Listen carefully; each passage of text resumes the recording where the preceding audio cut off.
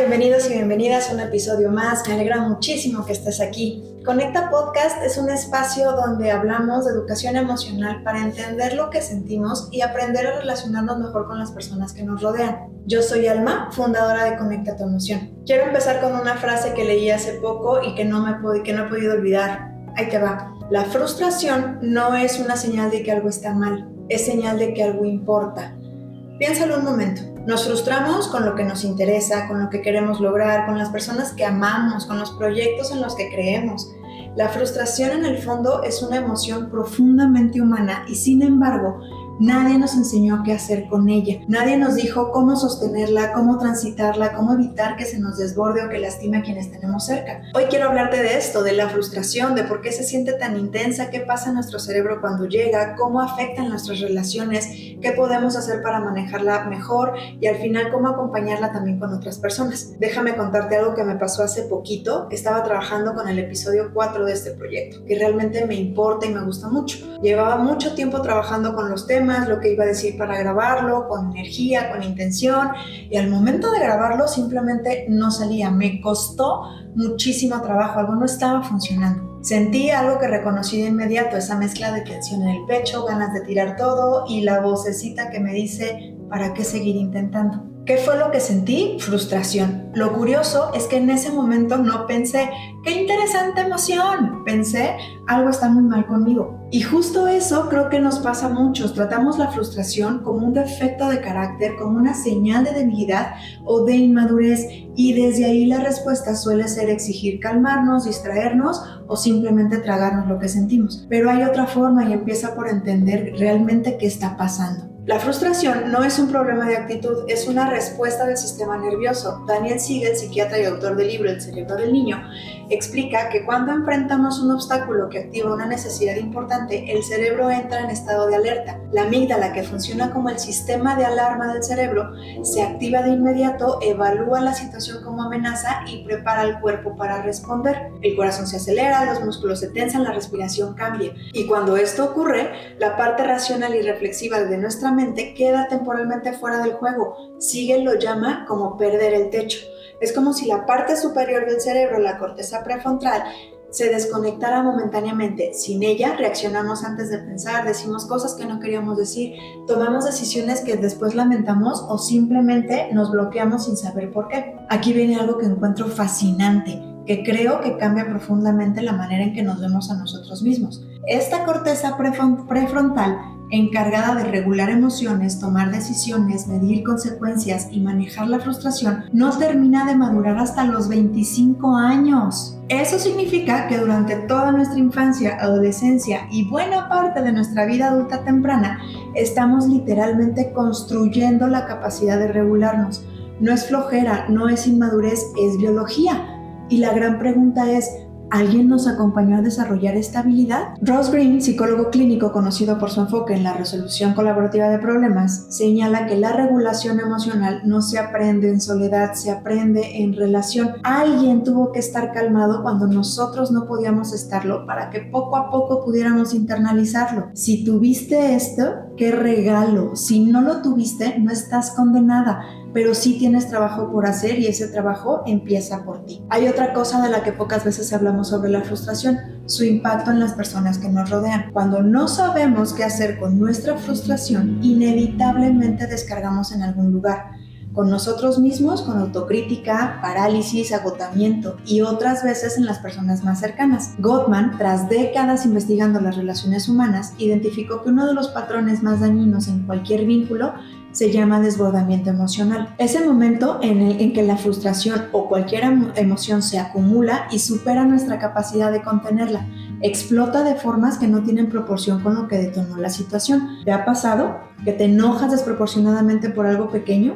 Lo platicábamos en otro episodio, un comentario, un plato sin lavar, un mensaje que tardó en responderse. Gottman diría que probablemente no era eso, era todo lo anterior que no había encontrado salida. La frustración no resuelta se acumula y cuando se acumula busca una salida. El problema es que esas salidas suelen ser con la persona o en el momento menos indicado. Por eso, trabajar nuestra relación con la frustración no es solo un ejercicio personal, es un acto de cuidado hacia las personas con quienes vivimos, trabajamos y nos relacionamos. Cuando aprendemos a sostener nuestra frustración, dejamos de transferirla y eso cambia la calidad en todos nuestros vínculos. Y entonces, ¿qué podemos hacer concretamente cuando la frustración llega? La primera herramienta es nombrarla en el momento. John Gottman encontró que simplemente ponerle nombre a una emoción reduce su intensidad en forma visible. El acto de decir, aunque sea internamente, estoy frustrada, activa la corteza prefrontal y empieza a bajar la activación de la amígdala. No es magia, es neurociencia. El cerebro que observa no es el mismo que el cerebro que reacciona. Prueba esto la próxima vez en lugar de actuar desde la frustración. Haz una pausa de 2 segundos y di, siento frustración, estoy frustrado. Eso puede cambiar todo lo que viene después. La segunda herramienta, validar antes de resolver. Tendemos a querer salir rápido de la frustración, encontrar la solución, arreglar la situación, pero cuando nos saltamos a resolver sin reconocer lo que sentimos, la emoción no desaparece, se acumula. Prueba a decirte, tiene sentido que esto se sienta tan difícil, estoy haciendo lo que puedo.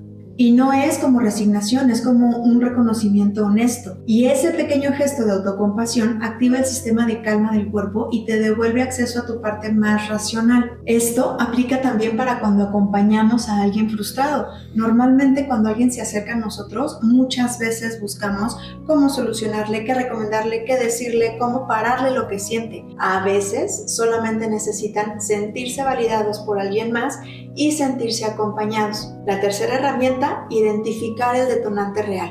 Como vimos con Gottman, muchas veces lo que explota no es lo que aparece antes de reaccionar. Hazte una pregunta honesta. ¿Esto que siento es proporcional a lo que acaba de pasar? Si la respuesta es no, probablemente hay frustración acumulada debajo. Reconocer eso no lo resuelve todo, yo lo sé, pero sí te ayuda a no hacer responsable a alguien más de lo que en realidad es tuyo. La cuarta herramienta, entrenar la tolerancia en pequeñas dosis. Janet Lansbury usa una metáfora que me gusta mucho.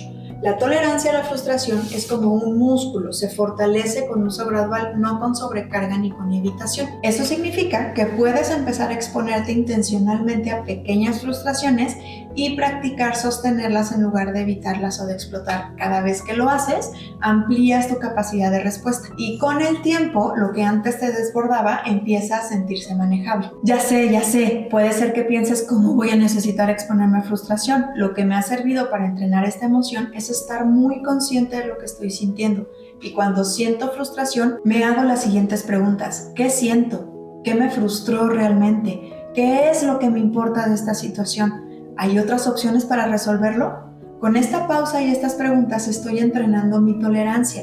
También me he encontrado jugando con mis detonantes, te explico. Cuando estoy en calma, me imagino situaciones donde aparecen mis detonantes y me imagino tomando diferentes opciones de solución. En la vida real me ha servido porque aparecen mis detonantes, ya no reacciono igual que antes, es como un ejercicio práctico. Te puedo asegurar que si lo haces, la próxima vez que se presente un detonante, tu cerebro usará alguna de las respuestas de tu ejercicio. Quiero cerrar hablando de algo que creo que nos toca a todos, ya sea porque estamos en esa etapa, porque ya la vivimos o porque acompañamos a alguien que está en ella. La frustración no se vive igual a los 6, a los 15 ni a los 40 años. Tampoco será igual en todas las personas. Entender eso cambia cómo nos relacionamos con ella y con quienes están viviendo la frustración. Si tienes niños o jóvenes cerca, ya sea como padre, madre, maestro, tía o tía, cualquier figura de acompañamiento, quiero decirte algo importante. Todo lo que acabamos de hablar aplica también para ellos, pero con una diferencia clave. Los más pequeños no pueden hacerlo solos todavía. En los niños, su cerebro está en pleno desarrollo, su ventana de tolerancia es mucho más estrecha que la tuya y cuando se desbordan no están siendo dramáticos ni mucho menos manipuladores. Están siendo exactamente lo que son, personas pequeñas aprendiendo a evitar emociones grandes. La mamá de un niño que estaba armando un Lego me contó que un día lo vio llorar y tirar las piezas al piso porque no podía encajarlas. Y me dijo, no supe si ayudarlo, regañarlo o dejarlo. Lo que hizo fue quedarse a su lado sin decir nada, solo estar ahí, y eso fue suficiente. De hecho, fue mucho. Cuando un niño siente que su frustración no te asusta, que puedes estar presente sin querer apagar lo que siente, aprende algo que ningún libro puede enseñarle, que las emociones difíciles son transitables y tú puedes ser esa evidencia para él. En los adolescentes la historia se complica un poco y vale la pena entender por qué. Recuerda lo que vimos antes, la corteza prefrontal no termina de madurar hasta los 25 años y en la adolescencia, justo cuando el cerebro está en una de sus etapas de mayor reorganización, el sistema emocional está a toda máquina y la regulación está todavía en construcción. En el libro Tormenta Cerebral de Daniel Siegel encontré la descripción de adolescencia que más me gusta. Siegel dice que la adolescencia es una etapa de intensidad emocional necesaria. No es un error del diseño humano, es una fase de exploración, de búsqueda de identidad, de tomar riesgos, y la frustración en esta etapa se siente amplificada, más urgente, más existencial, y lo que un adolescente necesita cuando se frustra no es tan diferente a lo que necesita un niño o un adulto. También necesitan sentir que no están solos con lo que sienten, pero la forma de dárselo cambia en un adolescente. El acompañamiento no se parece a sentarse en silencio al lado, se parece más a no desaparecer cuando se ponen difíciles, a no tomar personal su intensidad, a seguir estando disponible aunque te digan que no te necesitan. Gottman habla de que los adolescentes necesitan adultos que puedan tolerar su frustración sin responder con más frustración. Qué difícil, ¿verdad? Porque necesitan adultos que puedan sostener la tormenta sin apagarla, pero sin alimentarla. Y eso requiere muchísimo de nosotros, yo lo sé. Por eso todo lo que trabajamos hoy sobre nuestra propia regulación no es separado de esto, es exactamente lo mismo. Porque acompañar la frustración de otro en cualquier etapa empieza por haber aprendido a sostener la propia. Cierro este episodio con esto. Aprender a sentir también es aprender a vivir. Gracias por escuchar este episodio. Si te resonó, compártelo con alguien que lo necesite. Y si quieres contarme cómo te va poniendo esto en práctica, me encantará saber de ti. Déjame tus comentarios de este u otro de los episodios en redes sociales en @conectatu_emoción. Yo soy Alma y me encantó compartir contigo este tema. Conectamos en el próximo episodio de Conecta tu Emoción.